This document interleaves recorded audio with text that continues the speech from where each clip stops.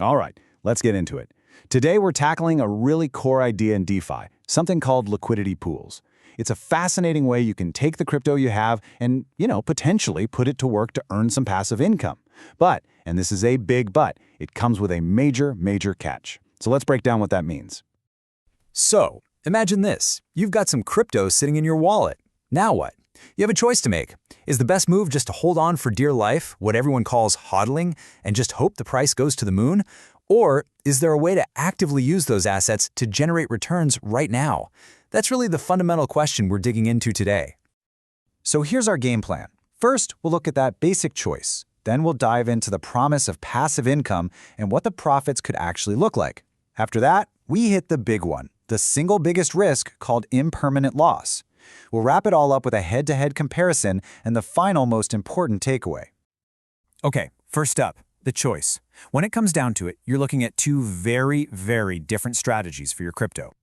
Think of it like a fork in the road. Path number one is super simple. You hodl. You just keep your coins in your wallet, you don't touch them, and you're essentially betting that their value will go up over the long term. Path number two is way more active. You take those same assets and you put them to work in decentralized finance, or DeFi, by becoming what's called a liquidity provider. So, that second path, what does it even mean to put assets to work? Let's get right into it and figure out what a liquidity pool actually is. The easiest way to think about a liquidity pool is like a big community-owned pot of money. It's like a digital marketplace. But instead of a bank or a big exchange providing all the cash for trades, it's people like you and me who supply the assets. It's really just a shared pile of two different tokens, locked up tight in a smart contract, all ready for traders to come and use. And the process itself, it's surprisingly simple. It really boils down to 3 steps. First, you deposit an equal value of 2 different tokens, let's say Pi and USDC, into the pool. Step 2, traders show up and use your pile of tokens to swap one for the other. And finally, step 3, the best part. Because you help make that trade possible, you earn a little slice of the trading fees. So why would you even do this? Well, the number one reason, obviously, is earning that passive income. Every single trade that happens generates fees, and you get your cut. When you do this, you officially become a liquidity provider or an LP. But it's bigger than just your own wallet. You're actually playing a really vital role in building a working, decentralized financial system right on the Pi network, making trading smooth for everyone else. All right, theory is great, but let's talk about the potential profit. Let's walk through a quick example to see what the rewards could actually look like with some real numbers. Okay, let's just set up a hypothetical scenario. Imagine you invest $20,000. That stake gives you a 1% share of a Poly and USDC pool. And let's say this pool is pretty active, seeing about $200,000 in trades every day and charging a standard fee of 0.3%. Okay, got it? Now let's do the math. So first things first, how much did the entire pool earn in one day? Well, you take that $200,000 in daily volume and multiply it by the 0.3% fee. That means the pool collects a grand total of $600 in a single day. This is the pot of rewards that gets divided up among all the LPs. Okay, so what's your piece of the pie? Well, since you own 1% of the pool, you get 1% of that $600. That works out to $6 for the day.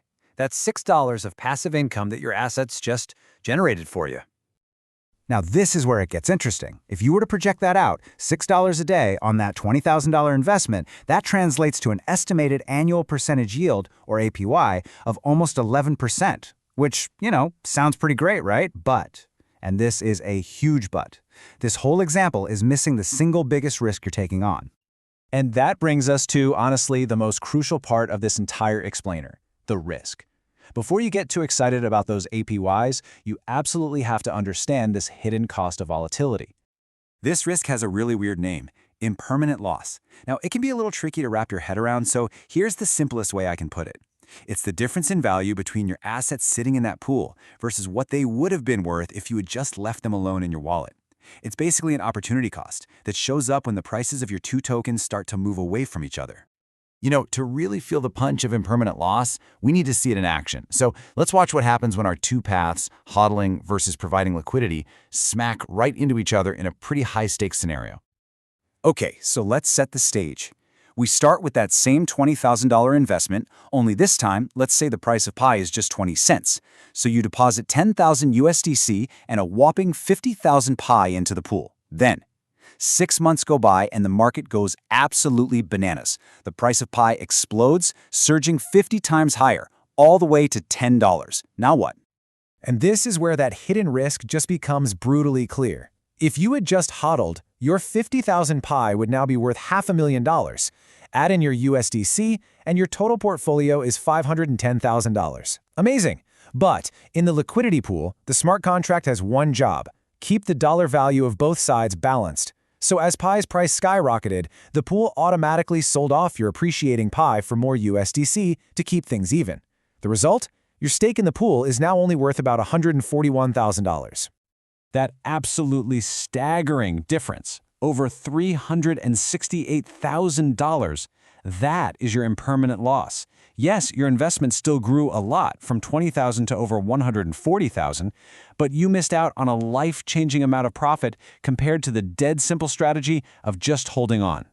So this is the crucial thing to understand. It's not a loss in the sense that your balance went down from what you put in.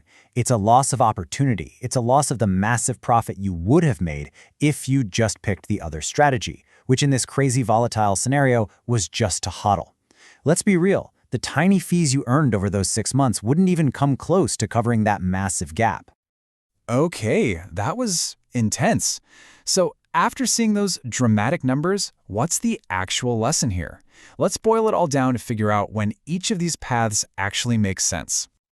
At the end of the day, it really all comes down to what you expect a market to do. Hodling is by far the better strategy if you have a strong belief that one of the assets in your pair is about to go on an absolute tear compared to the other one. On the flip side, providing liquidity is at its best and most profitable when the prices of the two tokens kind of just trade sideways, staying in a relatively stable range with each other. And that's really the bottom line. That passive income from fees is there to pay you for taking on the risk of impermanent loss. But when markets get really wild, like in our 50x example, the money you make from those fees just gets completely swamped by the opportunity cost of not just hodling. So we'll leave you with this question to chew on. Now that you understand both the potential for passive income and the very real, very painful risk of impermanent loss, under what kind of market conditions and with what kind of token pairs would providing liquidity actually be the right move for you?